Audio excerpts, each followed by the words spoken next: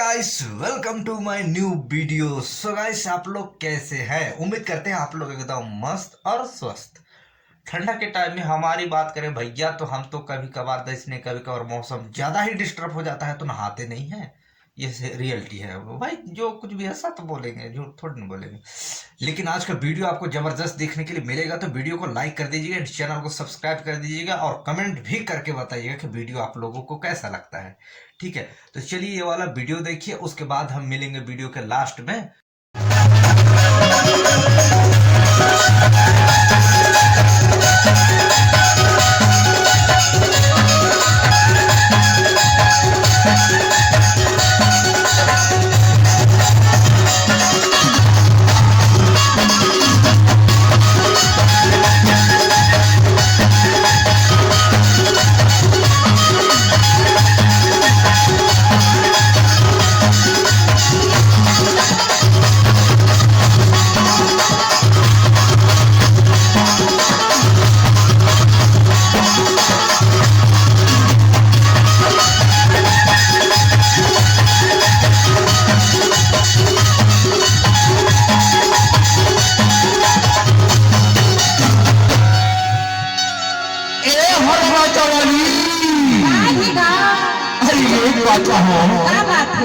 अरे अब्बड़ दिन में याद करो मैं यहाँ देखे हैं यार। बोला हाँ अरे बहू में अब्बड़ दिन में देखे हो तो ला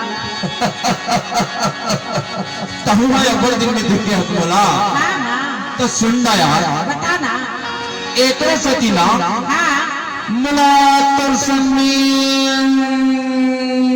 झूला झूलेंगे अब्बड़ साधवी झूला झूलेंगे। हाँ तो कहाँ में झूला गाड़ी है सारा? एक गाँव के बाहर में बरगद के झाड़ है नहीं, हाँ वही में ते हाँ झूला झूले पर आवे का आया हो झूला में तो नहीं झूला ला। काबर इंतजार की घड़ी है अब्बड़ जना थे नहीं। सही बात है बाबा। एक सती तो लगती था चाहे तो सबको टूटा काम भूला जाए तो भूला जाए, लेकिन मरवादा छन भूला गया चलिया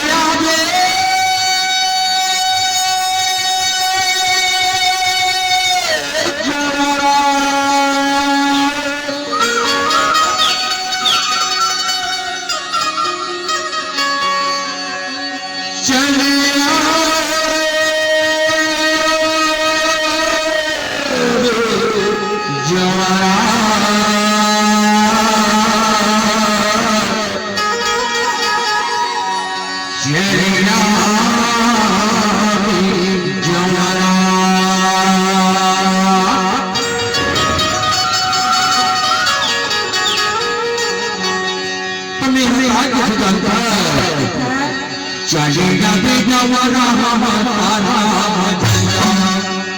चलेगा बेनवारी हमारा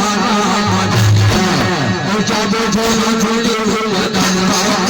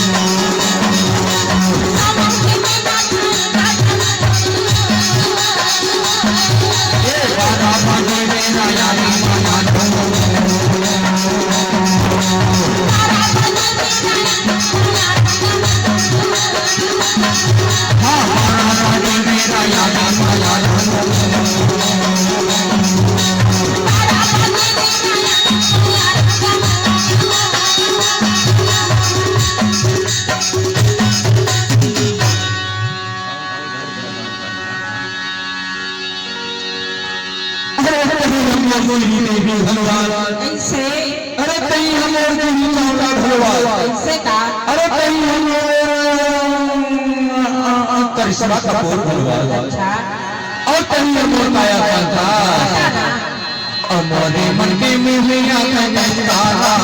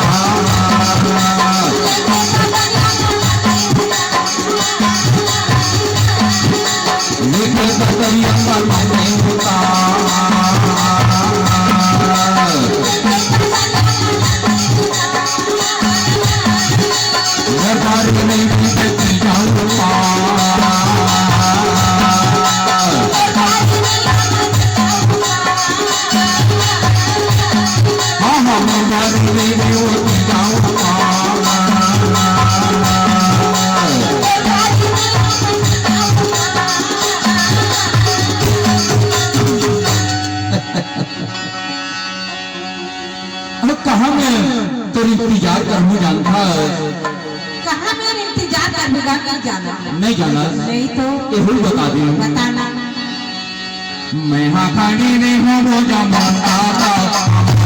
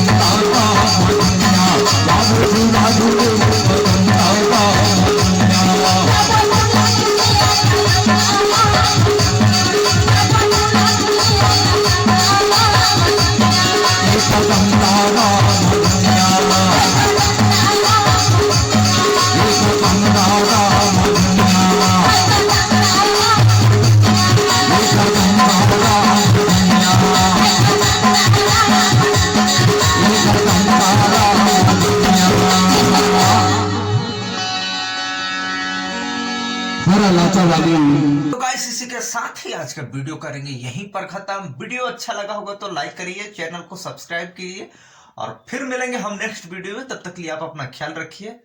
बाय बाय।